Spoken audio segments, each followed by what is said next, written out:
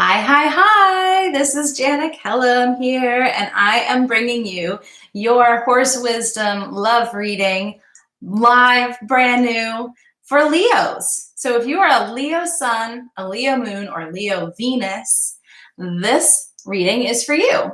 So what I'm going to be using is this deck here. This is the Way of the Horse deck from Linda Kohanov, and it is sort of similar to tarot, little bit different in that it's from the unique perspective of the horse. And so I'm going to shuffle these cards a bit, and we are going to pull one of them that's specifically for you, you wonderful Leo human, and we'll see what the horses want you to know about your love life, your relationships, your marriage, your dating world for this week. So here we go. Ooh. Okay, so this is the Horse Ancestors card.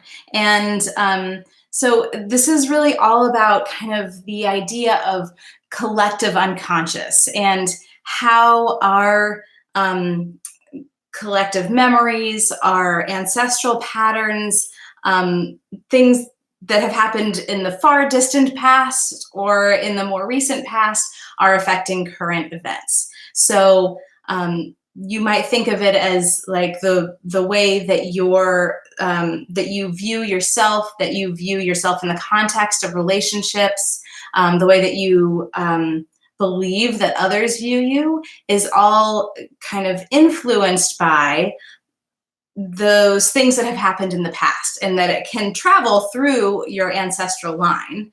And it also is very much related to who you are as an individual right now. So you can have had all sorts of things happen in your past, even in with the way that you relate to one person in your life. You may have had many past lifetimes with that person and been interacting with each other in many different kinds of ways. You may not have always been in a love relationship with that person. Maybe you were like mother-daughter in one lifetime, or maybe you were like mortal enemies in another lifetime.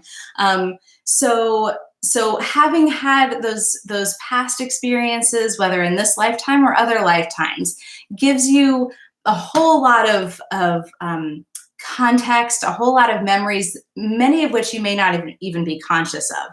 So sometimes when you are having an issue in a current relationship, or when you're,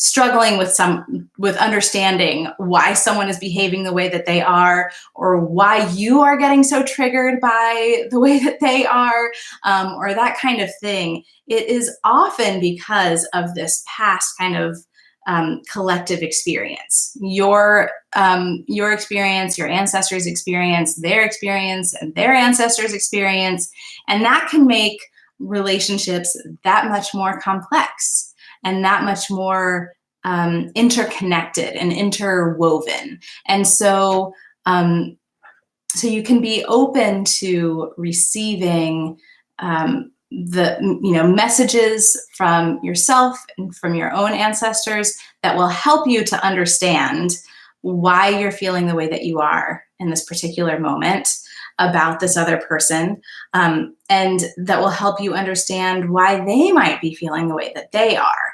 And a big part of that is really opening up to the wisdom. It's asking for that information, that guidance from your ancestors. So literally, you could even say something like, just take a few moments to breathe and get centered, and then just say, okay, ancestors, mine and those of, this other person, fill in the blank, that person's name.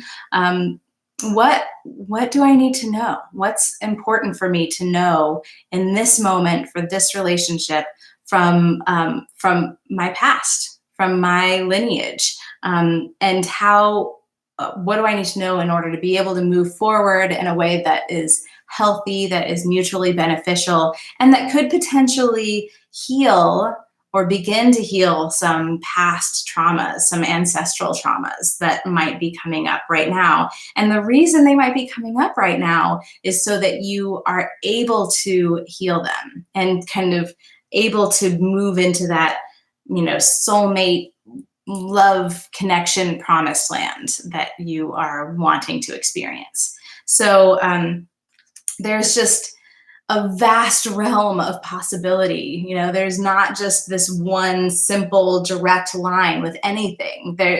Everything is this kind of complex web of experiences and thoughts and feelings and situations and moments throughout time. And so there's no way of really knowing the exact thing from this particular lifetime that could be causing a rift or an issue or something that maybe feels kind of dark or painful or impossible to move through.